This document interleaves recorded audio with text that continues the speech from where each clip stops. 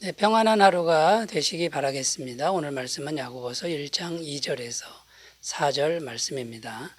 내 형제들아 너희가 여러 가지 시험을 당하거든 온전히 기쁘게 여기라.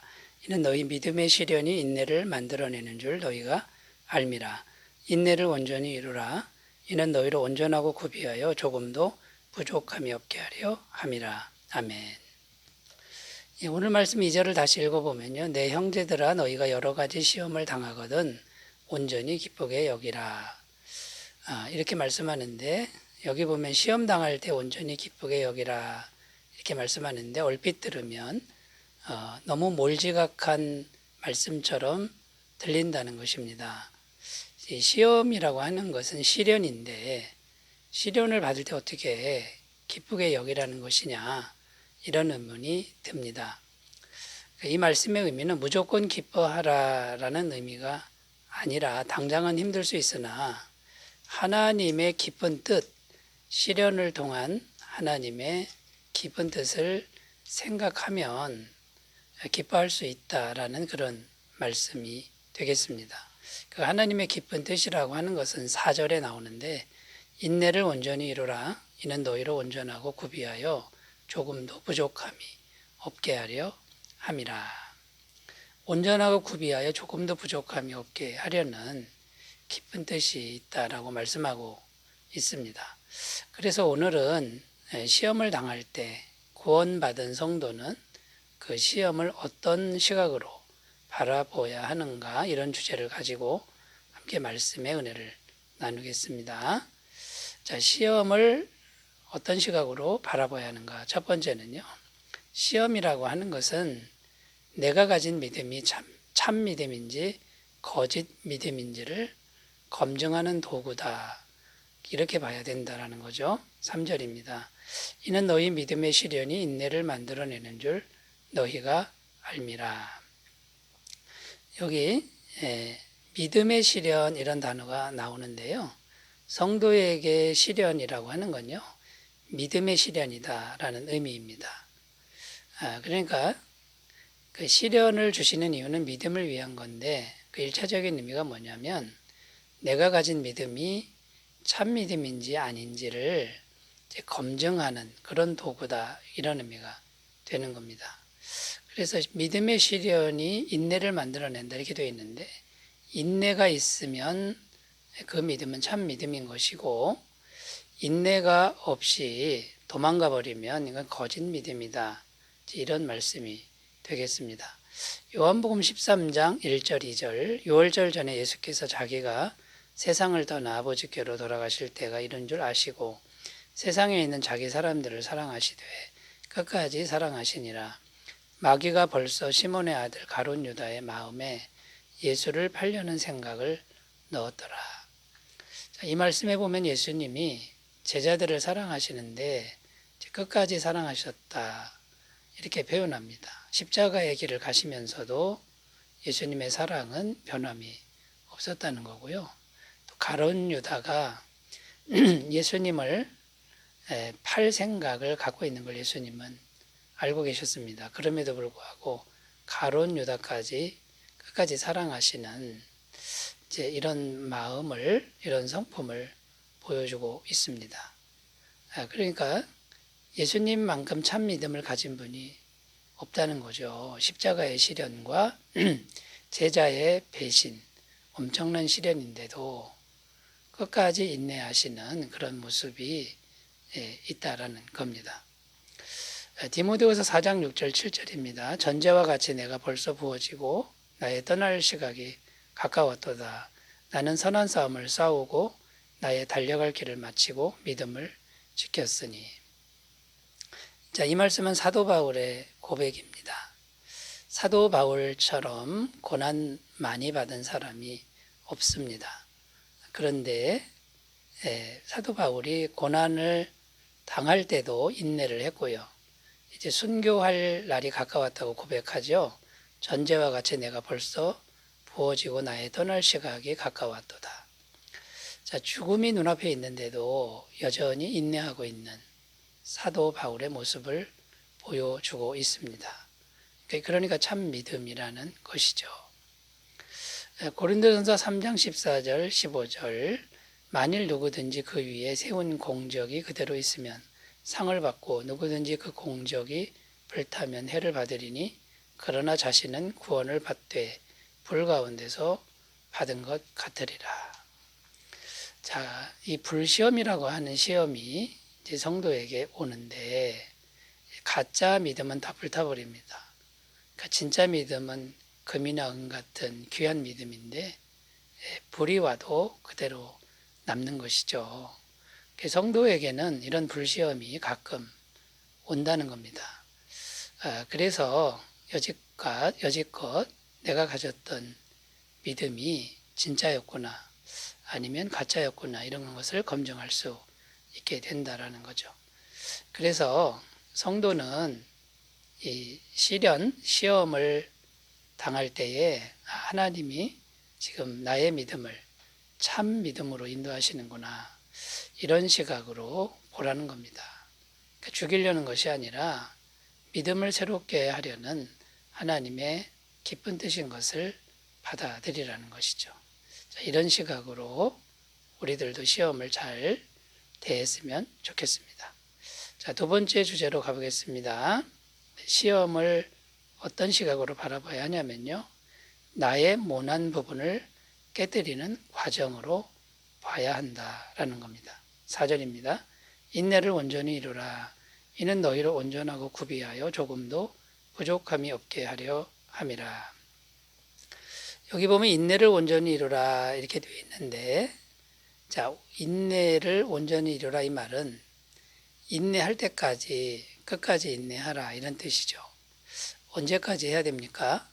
하나님이 마치실 때까지 계속해야 됩니다. 자, 그러면 인내가 계속된다 이 말은 시련이 계속된다 이런 말과 같다는 것인데 왜 그러면 계속 시련을 주시는 걸까요? 그 이유는 우리의 모난 부분, 모난 성품을 부드럽게 다듬기 위해서라는 겁니다. 그래서 온전하고 구비하여 조금도 부족함이 없게 하려는 것이다 라는 겁니다. 자, 온전하고 구비하여 할 때 이 온전하다는 단어는 넉넉한 마음, 온유한 마음이라는 의미가 있습니다. 자, 넉넉한 마음, 온유한 마음, 하나님이 시련을 주어도 넉넉히 받고 그 시련을 온유하게 받아들이는 이 마음이 말하자면 하나님이 원하시고자 하는 우리 성품의 정점이라고 할 수 있죠. 자, 마음이 온유하고 넉넉하니까 하나님의 영과 소통이 잘 된다라는 겁니다.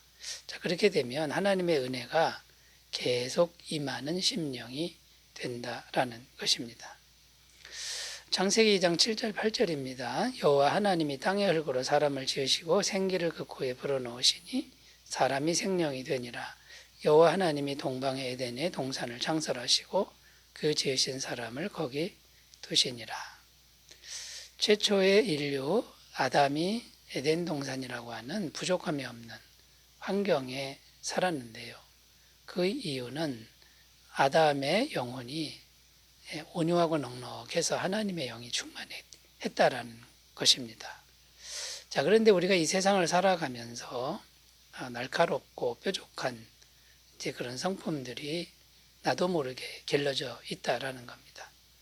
그래서 그 모난 부분을 깨뜨리는데 계속되는 시련을 통해서 깨뜨리고 결국은 온유하게 되는데 이것이 하나님의 성령님과 소통을 잘하게 만든다라는 것입니다. 자, 성경에 보면 모세 같은 인물도 혈기왕성해서 사람을 죽일 정도였는데 민수기 12장 3절에 보면 이 사람 모세는 온유함이 지면의 모든 사람보다 더하더라. 이렇게 온유한 사람으로 바뀌었다라고 이렇게 증언하고 있고요. 디모데전서 1장 13절 14절 내가 전에는 비방자요 박해자요 폭행자였으나 도리어 긍휼을 입은 것은 내가 믿지 아니할 때에 알지 못하고 행하였음이라. 우리 주의 은혜가 그리스도 예수 안에 있는 믿음과 사랑과 함께 넘치도록 풍성하였도다. 사도 바울의 고백인데 전에는 비방자, 박해자, 폭행자 이렇게 정말 폭력적인 바울이 온유한 사람으로 바뀌었다라는 것이죠. 여러분, 그러므로 이 성도는요, 내게 오는 이 시험, 시련을 나의 모난 부분을 깨뜨리는 하나님의 사랑의 손길로 바라보는 그런 사람이라는 것을 꼭 기억하셨으면 좋겠습니다. 자, 세 번째, 이 시험을 어떻게 바라봐야 되느냐면요, 모든 일에 하나님만 의지하는 삶을 살아라. 이런 의미로 받아야 된다는 것입니다. 4절입니다. 인내를 온전히 이루라. 이는 너희로 온전하고 구비하여 조금도 부족함이 없게 하려 함이라. 인내를 온전히 이루라.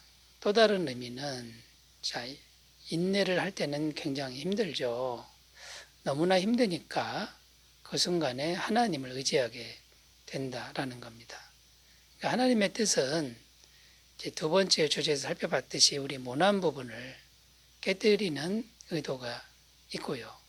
근데 그 하나님의 또 다른 의미는, 또 다른 뜻은 하나님만 의지하는 사람 만드는 겁니다. 그러니까 어떤 경우에도 우리 속심령이 하나님 한 분만 의지한다 그러면 부족함이 없고 하나님의 은혜가 공급된다라는 것이죠. 고린도서 1장 9절입니다. 우리는 우리 자신이 사형 선고를 받은 줄 알았으니 이는 우리로 자기를 의지하지 말고 오직 죽은 자를 다시 살리시는 하나님만 의지하게 하심이라. 사도 바울이 고린도 교회 갔을 때 아주 죽을 지경이었다라는 겁니다.